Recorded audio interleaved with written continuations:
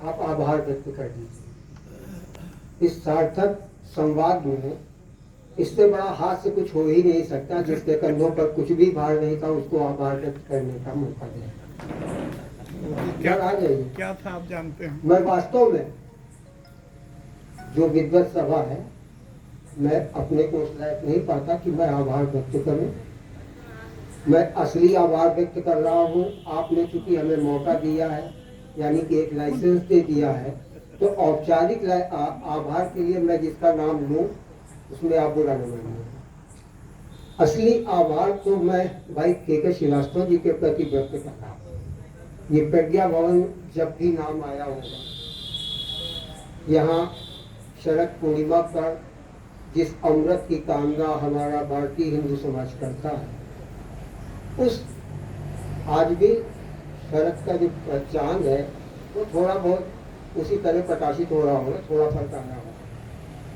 जिस ज्ञान वर्षा, ज्ञान रूपी अमृत की वर्षा 3 दिन से इस प्रांगण में हुई है, अब हम सबका यह दायित्व है जो आदरणीय फ्रांचेस्का ओसनी जी, आदरणीय वीरेंद्र यादव जी, शिवमूर्ति जी, आदरणीय अखिलेश जी, जिन पर केंद्रित समारोह समापन का है, नायक जी, आदरणीय जो वर्षा के माध्यम और के श्रीवास्तव जी इंद्र बन के जो वर्षा इन्होंने बादलों से यहाँ कराई, उस वर्षा जल संचयन का असली काम अब हमारा है।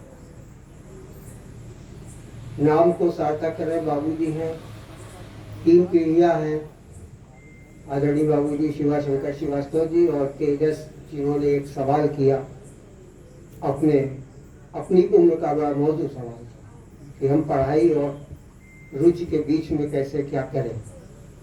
इतनी छोटी उम्र के 7वीं कक्षा के छात्र से यह उम्मीद करना, तो असली आभार मैं व्यक्त कर रहा हूँ के श्रीवास्तव जी, यानी बाबू शिवा शंकर श्रीवास्तव जी और पूरे परिवार के प्रति कि जो संस्कार, जो समझ, जो दृष्टि आप इतने बड़े आयोजन के माध्यम से परिवार को, समाज को, क्षेत्र को, जनपद को दे रहे हैं।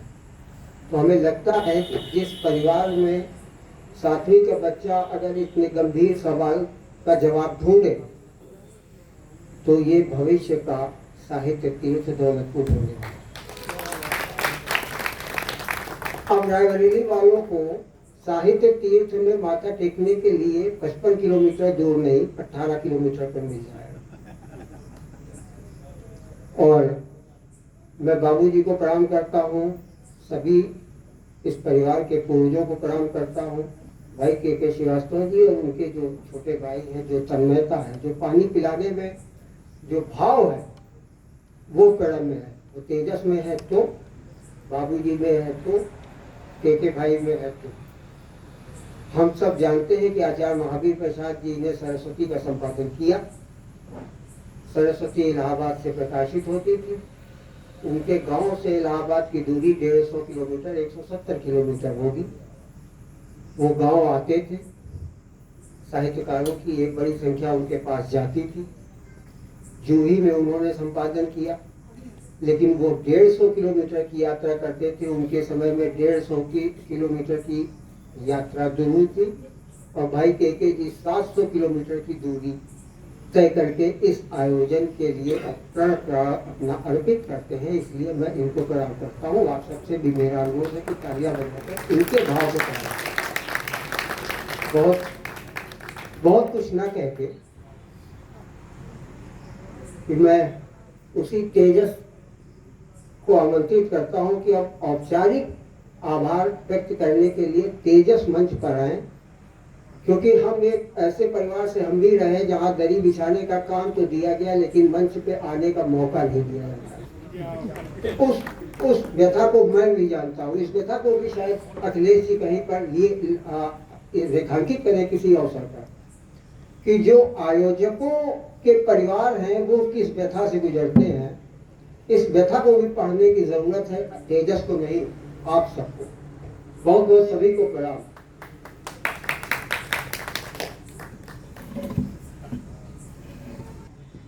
तो आप लोगों ने इतने धैर्यपूर्वक इस कार्यक्रम को सुना और देखा, इसके लिए हम सब आभारी हैं।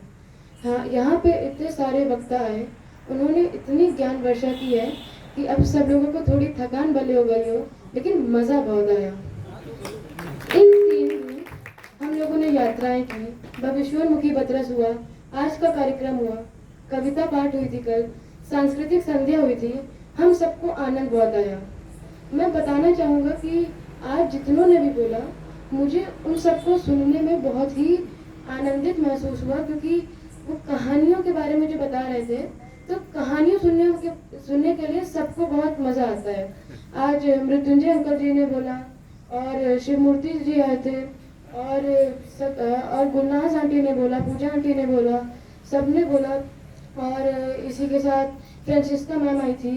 मैं बताना चाहूँगा कि स्कूल में जब मैं बोल के आया था, तो मैंने ये कहा था कि मुझे एक अंतरराष्ट्रीय कार्यक्रम में पार्टिसिपेट करना है, एंट्री करनी है, तो छुट्टी दे दे मुझे। तो उनकी वजह से वहाँ स्कूल में भी मुझे इतना ही प्रोत्साहित किया गया था। मतलब वो लोग मुझे ये नहीं जान रहे थे कि घर के कार्यक्रम में जा रहा है, उनको ये जान कि अंतरराष्ट्रीय कार्यक्रम में जा रहा है। तो आप सबका मैं आभार व्यक्त करना चाहूँगा कि आप यहाँ पे आए, यहाँ पे इन कार्यक्रमों को मनोरंजन से सुना, देखा, समझा। इन सब के लिए मैं आप लोगों को धन्यवाद करता हूँ। धन्यवाद। तो मैं बार बार क्या और कहूँ, बस अद्भुत हूँ। आप सब तमाम सारे वक्ता इसमें महत्वपूर्ण वक्ता तमाम बैठे हुए हैं, उनसे मैं बोलने का आग्रह नहीं कर सका और उनके नाम तक मैं नहीं ले पा रहा हूँ, लेकिन मैं एक अनुरोध कर रहा हूँ कि आप सब जो है भोजन तैयार है, इसके बाद जो है भोजन ग्रहण करके ही यहाँ प्रस्थान करें। ये गोष्ठी स्थगित होती है लेकिन समाप्त नहीं होती, ये अनवरत चलेगी और बतरस 2025 में अक्टूबर के ही महीने में दशहरे के बाद के और बंगाल में छुट्टियों की जो स्थिति होगी उसके हिसाब से शुक्र, शनि, रवि रखने की कोशिश की जाएगी और आप सब आज ही उसका आमंत्रण स्वीकार करें और भोजन ग्रहण करें और अहलाद से भरे करें।